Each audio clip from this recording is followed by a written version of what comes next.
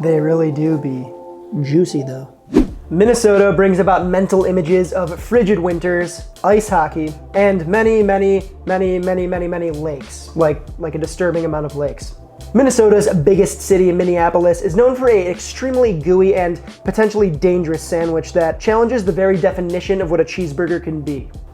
Welcome back to Cooking the States, a series where we cook a famous dish from a different state in every episode in an attempt to better understand the true identity of American food.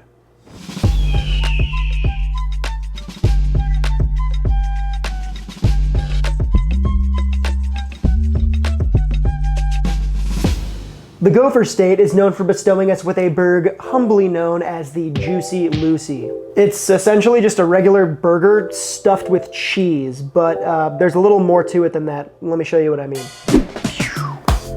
Intermuscular fat is what we want. Good burgers, stuffed or not, start with real nice beef. This is chuck, which I'm just cubing up. That's nice beef. I like beef chuck because it's very fatty and fat equals flavor. It'll also help your burgers crisp up like they do at the restaurants, so remember, no matter the cut, add fat to your burger grind. Now, most of us don't have access to commercial grade meat grinders, but many of us have a stand mixer. And good news, you can buy a meat grinder attachment that works pretty well for home use. Make sure that your grinder is ice cold, like stick it in the freezer a few hours before you use it. This is going to keep the meat from smearing and put less stress on the machine, making the process less of a headache. Pause for beef shower. Well, mini guys. The additions to our classic Juicy Lucy are quite simple. Here I got some ultra cute little mini dill pickles. Slice them up however you'd like. Then we have caramelized onions. I made a short video on how to make these, and like always, the recipe is up on my website. All right, cheese. We got 3 types of cheese here. We got our classic Kraft Singles Americano, not sponsored, but this is literally like engineered in a laboratory to make sure that it melts perfectly. So as far as burgers go, this is one of my top choices. I'm also a big blue cheeseman, and you can't go wrong with pepper jack. So we're gonna make 3 types, but the classic is with American. I'm one of those freaks who could literally palm blue cheese into my mouth by the pound, but it's not for everybody, I get it. If you're using it, the easiest way to prep it is to crumble it up by hand. As for the PJ, just go ahead and grate that on the largest side of your box grater. Look at these little squares of chemically manipulated magic. Nothing better. You know it, you love it. Let us start with the American cheese Juicy Lucy. I'm making big boy half-pound burgies here. Divide a half pound of your burger grind into 2 equal balls by eye, then make a little dimple in the center of each. Lay in your cheese, then lower the other dimpled patty on top and pinch the perimeter together. Roll it out on the counter, then shape it into a beautiful, stout little chunker by hand. These are not smash burgers, they're not that thin, they're actually a little over an inch. Although this is a fat boy, we're gonna squish it down just a little bit, you'll see. Repeat the process with whichever cheeses you'd like. The goal here is to add enough cheese in the center to hit optimal ooze levels, but not so much that it explodes on contact with the pan. I used 2 slices of American cheese and 2 to 3 tablespoons of blue or pepper jack cheese when I made those burgers. Pop a heavy bottomed cast iron skillet on high heat and let it charge up for 5 minutes. It's really important that the pan is ripping hot. We didn't add any seasoning to our burger grind, so make sure to season on both sides before placing it in the middle of the hot pan. Lay a small piece of parchment paper on the burg and use a large spatula to slowly and firmly smash the burger down so it's about 1 inch to 1.5 inches thick. Weigh it down with a small pan, or if you got them, I have these nifty little weights that I use for searing all the time. The weight on the burgers ensures a deeply browned and even crust. Keyword, even. Do not touch the burgers once they've hit the pan. Doing so will disrupt the crust development process.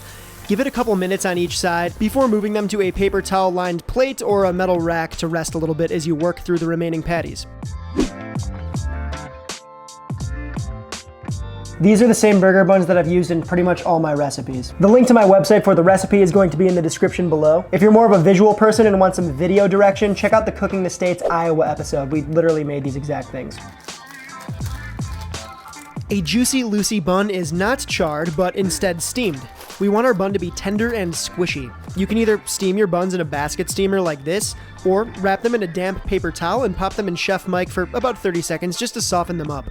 To build the burger, first splooge on some mayo. Make sure to spread that edge to edge. followed by our dill pickles that I sliced kind of interestingly, but I think they look cool, and the caramelized onions. Next up is our perfectly cooked Juicy Lucy patty, followed by a naked top bun.